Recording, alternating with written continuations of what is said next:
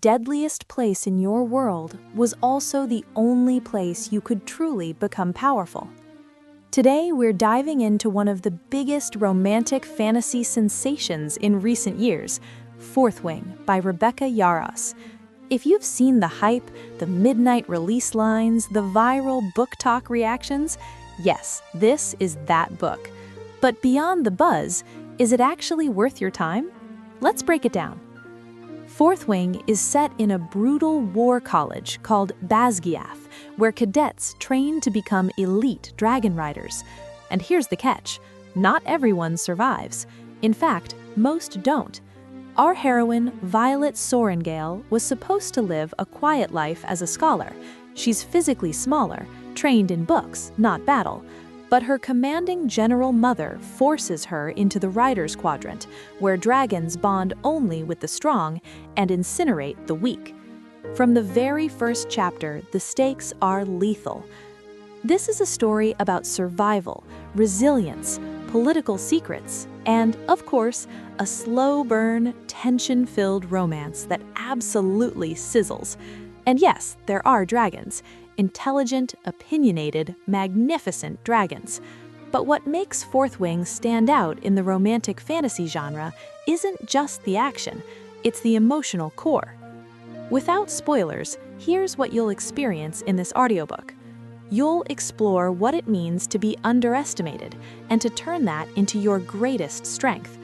You'll see a heroine who doesn't win because she's the strongest physically, but because she's strategic, observant, and mentally fierce.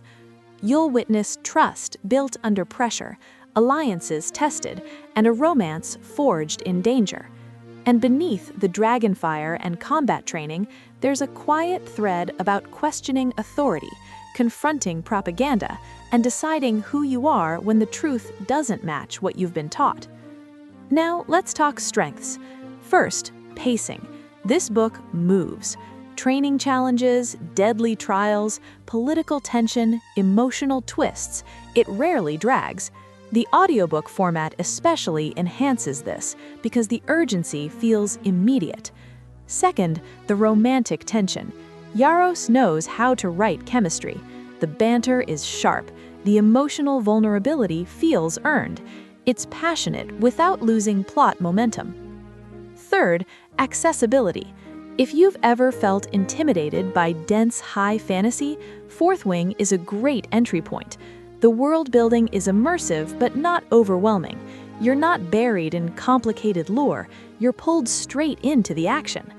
And finally, the dragons. They're not just decorative creatures, they have personality, agency, attitude. Honestly, some of the best dialogue in the book belongs to them. Now, weaknesses, because no review is complete without balance. If you're a long-time epic fantasy reader who prefers deeply layered political systems and intricate magic mechanics, this may feel lighter than you expect. The world building prioritizes emotional immediacy over dense complexity. Also, the tropes are familiar. Enemies to lovers tension, military academy trials, hidden secrets. If you're tired of those frameworks, you might find parts predictable. And yes, the intensity of the romance leans mature, so if you prefer strictly closed-door fantasy, this may not align with your taste. So who is this perfect for?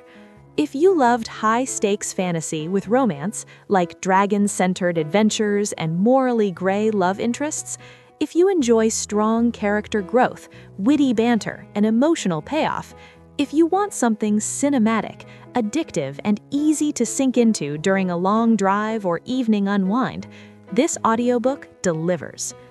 Who should skip it? If you prefer slow, philosophical fantasy with minimal romance, if you want extremely complex, multi-kingdom political systems explained in detail, or if you're sensitive to violence or intense romantic themes, this might not be your best fit. After reviewing books for over a decade, especially in the romantic fantasy space, I can confidently say Fourth Wing succeeds because it understands its audience. It knows you want danger, desire, and dragons, but also heart.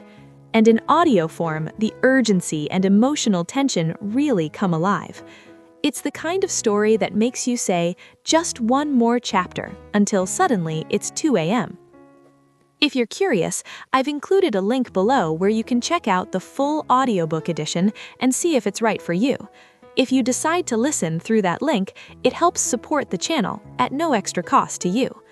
And if you enjoy warm, honest, romantic fantasy reviews like this, consider subscribing and letting me know which dragon-filled world we should explore next. Until next time, stay curious, keep turning pages or pressing play, and I'll see you in the next review.